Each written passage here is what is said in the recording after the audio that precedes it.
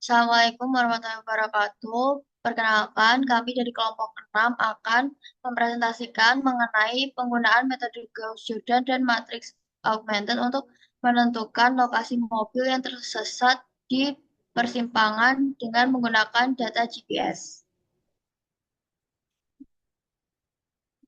Terdiri atas Faiz Kinanda, Nevan Dravitra, dan saya Experiana.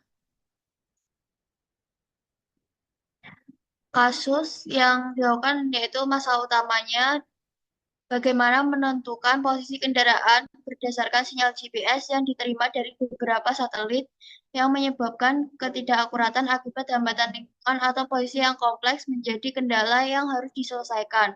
Untuk mengatasi permasalahan digunakan metode matematika SPL. Data dari 3 satelit digunakan untuk membentuk sistem persamaan yang menggambarkan hubungan antara koordinat mobil dan jaraknya terhadap setiap satelit. Karena persamaan yang terbentuk awalnya bersifat non-linear, maka dilakukan pendekatan dengan menyederhanakan menjadi sistem persamaan linear. Dengan metode ini, koordinat mobil dapat dihitung dengan lebih akurat berdasarkan informasi GPS yang tersedia.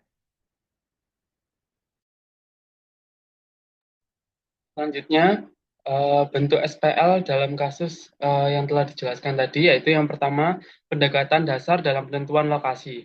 Jadi, untuk menentukan lokasi mobil yang tersesat di persimpangan, kita perlu mengetahui koordinat X dan Y mobil berdasarkan yang pertama, titik referensi tetap, yaitu lokasi yang diketahui seperti menara GPS, satelit, atau sensor yang tetap.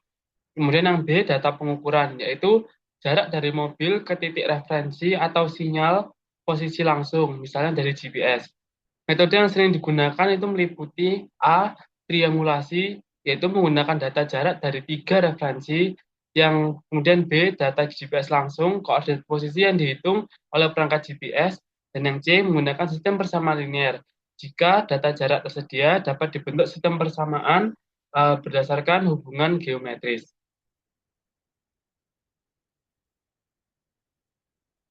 Kedua, pemodelan lokasi dengan sistem persamaan. Pada persamaan dasar, jika kita memiliki tiga titik referensi dengan koordinat x1, y1, x2, y2, x3, y3, dan jarak mobil ke masing-masing titik diketahui sebagai d1, d2, dan d3, maka hubungan geometrisnya adalah x dikurangi x1 dalam kurung X dikurangi X1 kuadrat ditambah dalam kurung Y min Y1 kuadrat sama dengan D1 kuadrat, dan seterusnya. Kemudian linearitasnya. Persamaan tadi bersifat non-linear, namun dapat disederhanakan menjadi bentuk linear dengan mengambil selisih antara persamaan. Yang pertama yang harus dilakukan adalah melinearkan 3 persamaan dengan mengkuadratkan faktor-faktornya hingga diperoleh X kuadrat min 2X X1 ditambah X1 kuadrat ditambah Y kuadrat min 2Y Y1 ditambah Y1 kuadrat sama dengan D1 kuadrat. Kemudian ketiga persamaan difaktorkan sehingga tidak terdapat faktor-faktornya. Kemudian melakukan selisih antara persamaan 1 dengan persamaan 2 dan persamaan 1 dan persamaan 3. Seperti yang terdapat pada hitungan dari persamaan 1 dan dikurangi persamaan 2, diperoleh nilai sebagai berikut. Diperoleh nilai linearitasnya. Kemudian dengan menggunakan bentuk SPL dapat disederhanakan dengan bentuk yang berada di bawah. 2 dalam kurung X2 min X1 tambah 2 dalam kurung Y2 min Y1 nilaikan X sama dengan B1. Kemudian 2X3 dikurangi X1, 2 dalam kurung Y2 min Y1 sama dengan Y sama dengan B2. Di mana B1 adalah D1 kuadrat dikurangi D2 kuadrat ditambah X1 kuadrat dikurangi X2 kuadrat ditambah Y1 kuadrat dikurangi Y2 kuadrat. Kemudian yang B2 sama dengan D1 kuadrat dikurangi D3 kuadrat ditambah X1 kuadrat dikurangi X3 kuadrat ditambah Y1 kuadrat dikurangi Y3 kuadrat. Selanjutnya menentukan posisi menggunakan metode matriks augmented. Sistem persamaan linear AX sama dengan B dapat dituliskan sebagai matriks augmentasi yaitu A11, A12, A21, A22, X dan Y sama dengan B1 dan B2. Nah, berdasarkan tabel posisi dan waktu yang ada di sebelah kanan, dapat ditentukan nilai matriksnya dengan menggunakan persamaan yang sebelumnya, yaitu meliniarkan bentuk dari tabel tersebut. Sehingga dari persamaan yang sebelah kiri di bawah dapat dirubah menjadi bentuk matriks di sebelah kanan.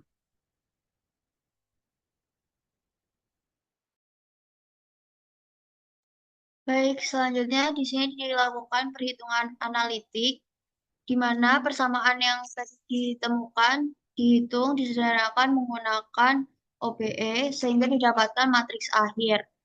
Awalnya dari matriks yang awal, baris 1 dibagi 2,45, selanjutnya didapat pada baris pertama, kolom pertama itu nilainya 1, kemudian kita buat di baris kedua dan baris ketiganya 0 dengan baris kedua dikurangi 2,6 dikali B1 dan B3 dikurangi 0,3 kali B1.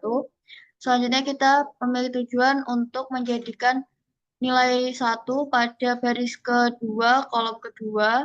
Di sini dengan cara B2 dibagi 0,0623, begitu seterusnya hingga ditemukan berbentuk diagonal nilai 1 seperti matriks identitas, kemudian terdapat nilai T untuk negatif 0,0993, 0,0169, negatif 0,0014, dan sama dengan 0,889 dan seterusnya. Kemudian nilai tersebut dijadikan SPL di mana X sama dengan nilai kemudian T. Jadi X sama dengan 0,8889 ditambah 0,0993 T, Y-nya dibuat jadi 0,2128 dikurangi 0,0169 T, dan Z-nya didapat 0,0352 ditambah 0,0014 T. Next.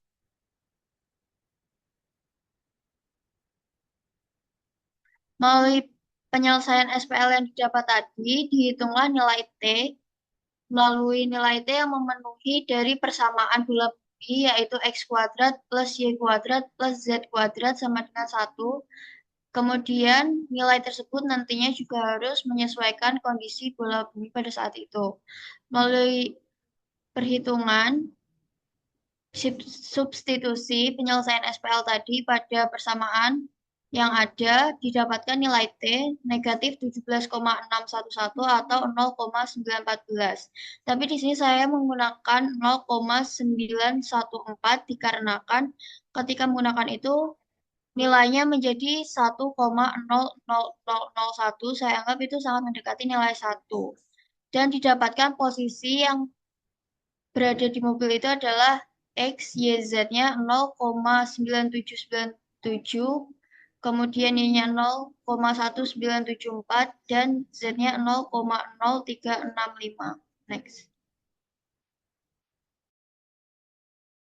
Selanjutnya masuk ke penyelesaian SPL melalui komputasi. Yang tadi adalah analitik. Yang pertama menggunakan metode Gauss-Jordan seperti analitiknya. Berikut adalah matriks augmented awal yang sama dengan yang dibahas teman saya sebelumnya.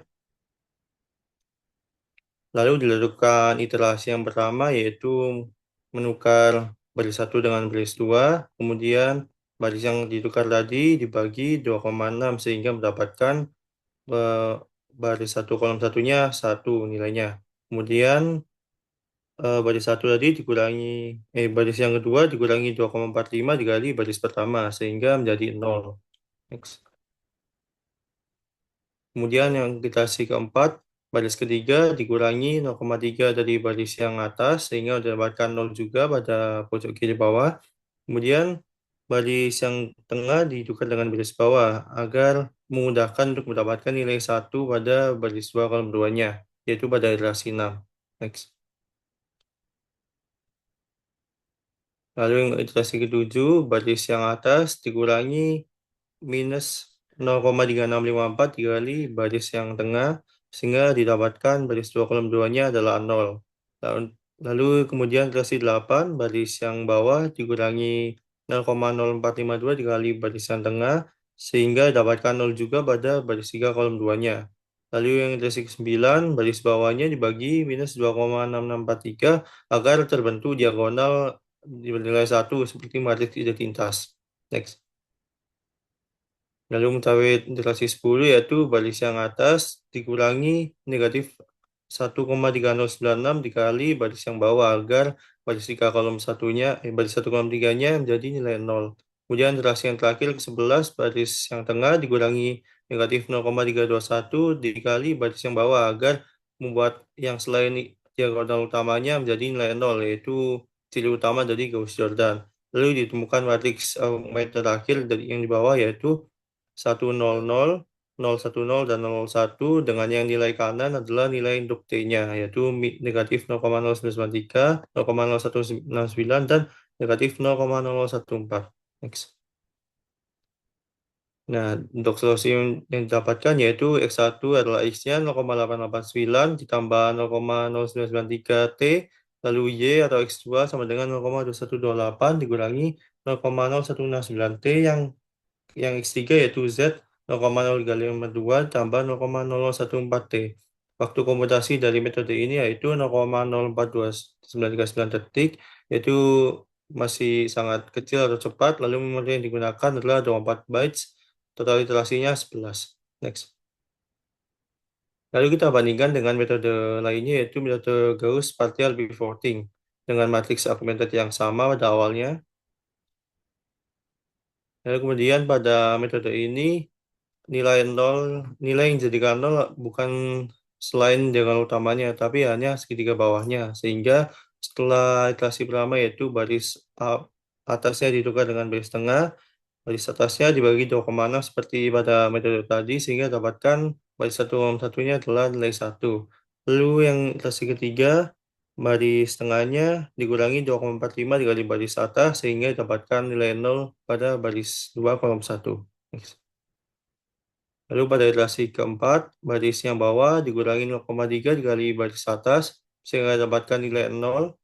Kemudian pada iterasi kelima, baris tengah dan baris bawah ditukar, sehingga memudahkan mendapatkan nilai diagonalnya yaitu 1. Next. Lalu iterasi ketujuh, baris yang bawah dikurangi 0,0452 dikali baris tengah, sehingga didapatkan nilai 0 di bawah diagonalnya. Lalu iterasi ke-8, baris yang bawah dibagi negatif 2,6643 sehingga dapatkan diagonal utamanya adalah 1 dengan segitiga bawahnya adalah 0 dan segitiga atasnya memiliki nilai selain 0 dengan matriks akhirnya yaitu pada matriks yang bawah. Next. Setelah itu dilakukan proses back substitution melalui yang pertama adalah baris yang ketiga, yaitu dapatkan hasil X3-nya adalah 0,0352, lalu X2-nya 0,2128, dan X1-nya 0,8889. Hasil akhirnya memiliki bentuk solusi umum yang sama dengan metode sebelumnya, yaitu X sama dengan 0,8889 tambah 0,0993 T, Y sama dengan 0,2128 dikurangi 0,0169 T, dan Z sama dengan 0,0352 ditambah 0,014 T. Waktu komputasinya lebih cepat yaitu 0,038853 detik, memori digunakan sama 24 bytes, tapi total iterasinya lebih sedikit yaitu 8 iterasi karena tidak membuat nilai selain segitiga bawahnya menjadi 0. Next. Kesimpulan yang kami dapatkan berdasarkan perhitungan yang kami lakukan yaitu yang pertama, solusi sistem persamaan linearnya memberikan koordinat posisi mobil yang memenuhi persamaan bola bumi X kuadrat plus Y kuadrat plus Z kuadrat sama dengan 1, yaitu dengan nilai parameter T yang diperoleh sekitar 0,914 menghasilkan titik koordinat yaitu 0,9797, 0,1974, 0,0365 yang ketika diuji dalam persamaan bola bumi memberikan hasil mendekati 1 yaitu 1,00001.